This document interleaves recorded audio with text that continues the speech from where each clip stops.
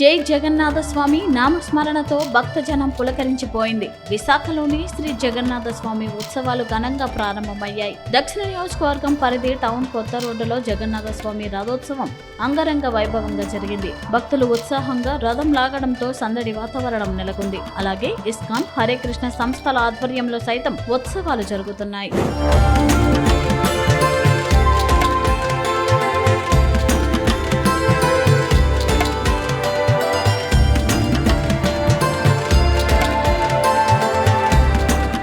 జగన్నాథ స్వామి దేవస్థానం వద్ద ఏర్పాటు చేసిన రథోత్సవం దక్షిణ ఎమ్మెల్యే వంశీకృష్ణ శ్రీనివాస్ చేతుల మీదుగా ఘనంగా ప్రారంభమైంది. దారి పొడుగున పిల్లలు, పెద్దలు, మహిళలు పెద్ద సంఖ్యలో తరలివచ్చారు. ఈ యాత్ర పూర్ణ మార్కెట్ మీదుగా టర్నల్ చౌట్రీ చేరుకుంది. ఈ కార్యక్రమంలో దేవస్థానం అధికారులు, ట్రస్ట్ బోర్డు సభ్యులు, స్వామివారి భక్తులు పాల్గొన్నారు. ఈ నెల 26వ తేదీన తిరుగు రథయాత్ర కార్యక్రమం ఘనంగా నిర్వహిస్తామని ఈవో రాజగోపాల్ రెడ్డి తెలిపారు. టర్నల్ చౌట్రీ ఆవరణలో జగన్నాథ స్వామి ఉత్సవాలు ఘనంగా నిర్వహిస్తామని ఆయన పేర్కొన్నారు. ఇక్కడ జగన్నాథుని దశావతారాలు భక్తులకు కనువిందు చేసే విధంగా ఏర్పాటు చేయడం ఆనవాయితీగా వస్తుంది. నా పేరు టి రాజగోపాల్ రెడ్డి. నేను టౌన్ కొత్త రోడ్ జగన్నాథ స్వామి దేవస్థానం ఈవోగా పనిచేస్తున్నాను. జగన్నాథ స్వామి రథయాత్ర మహోత్సవంలో సుభద్రాదేవి శాంతి కళ్యాణంతో ప్రారంభమయ్యాయి. ఏర్పాట్లన్నీ కూడా దేవస్థానం వారు, అలాగే ట్రస్ట్ బోర్డు చైర్మన్ మరియు సభ్యులందరూ కూడా వివిధ శాఖల సమన్వయంతో చేస్తున్నామండి. పోలీస్ వారు కూడా పటిష్టమైన భద్రత ఏర్పాటు చేయడం జరిగింది. సాయంత్రం 7 గంటలకి చౌల్ట్రీ వద్దకు చేరి 25వ తారీఖు వరకు కూడా స్వామివారు కళ్యాణ మండపంలో దశావతారాలలో భక్తులందరికీ దర్శనం ఇస్తారండి.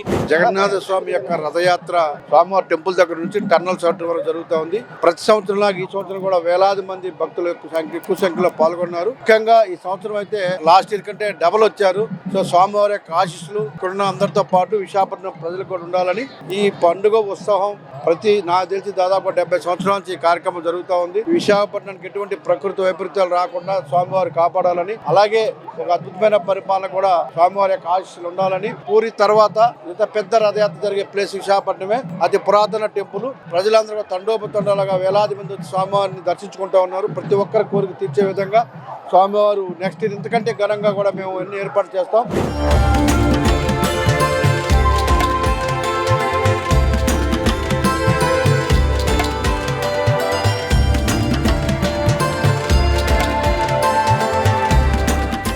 విశాఖ భీమిలి నియోజకవర్గం పరిధిలో గల సాగర్ నగర్ లో ఇస్కాన్ మందిరంలో జగన్నాథ ఉత్సవాలు ఘనంగా జరుగుతున్నాయి. ఇటీవల జరిగిన మీడియా సమావేశంలో నిర్వాహకులు ఉత్సవాల పోస్టర్ ని ఆవిష్కరించారు. పవిత్ర ఆషాఢ శుక్ల ద్వితీయ తేదీన సాంప్రదాయ పూరి జగన్నాథ రథయాత్ర తరహాలో ఈ ఉత్సవాన్ని చేపట్టామని ఇస్కాన్ విశాఖపట్నం అధ్యక్షులు సాంబదాస్ ప్రభుజీ తెలిపారు. పాత జైలు రోడ్ మహిళా కళాశాల నుంచి రథయాత్ర మొదలై ఎల్ఐసి భవనం, డాబా గార్డెన్స్, జగదాబా జంక్షన్ మీదుగా వాల్తేర్ మెయిన్ రోడ్ మీదుగా సిరిపురం గురజాడ కళాక్షేత్రం వద్ద ముగిసింది. ఈ రథయాత్రలో అధిక సంఖ్యలో భక్తులు పాల్గొన్నారు. హరే కృష్ణ, జై జగన్నాథ్. ఆషాఢ శుక్ల ద్వితీయ పుణ్యతిథి నాడు ఇస్కాన్ విశాఖపట్నం శాఖ జగన్నాథ స్వామి రథయాత్రని నిర్వహిస్తున్నాము. మన సెంట్రల్ పార్క్ వద్ద ఉన్న గాంధీ స్టాచ్యూ నుంచి మొదలై జగదంబ, దాబా గార్డెన్స్ ఆ వీధుల్లో తిరుగుతూ మన సిరిపురం వద్ద ఉన్న గురజాడ కళాక్షేత్రంలో ఈ యాత్ర ముగుస్తుంది. అక్కడ స్వామికి వేదికపై తీసుకువెళ్లి 1008 వంటకాలు నైవేద్యం పెట్టడం జరుగుతుంది. తదుపరి మహామంగళ హారతి అండ్ భక్తులందరికీ కూడా ఉచితంగా ప్రసాద వితరణ చేయడం జరుగుతుంది. గత 18 సంవత్సరాల నుంచి ఇస్కాన్ విశాఖపట్నం వాళ్ళు అచ్చు పూరి స్టైల్లోనే ఈ జగన్నాథ పూరి రథయాత్ర అనేది నిర్వహిస్తున్నాము.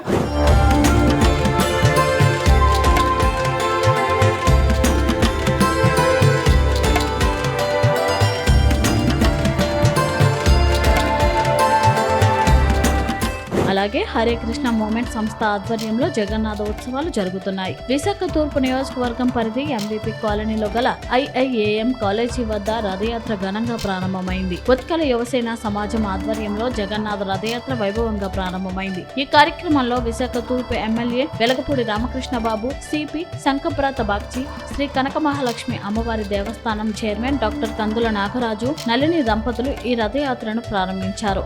32వ వార్డ్ అల్లిపురం ఏడుగుల ప్రాంతంలో కందుల నాగరాజు బంగారు చీపులతో రథాన్ని శుభ్రం చేశారు. అనంతరం స్వామివారి విగ్రహాలను రథంలో ప్రతిష్ఠించారు. శ్రీ జగన్నాథ స్వామి వారి దేవస్థాన ఆలయ ప్రధాన అర్చకుడు పాణింగపల్లి జగన్నాథాచార్యులు నా పేరు.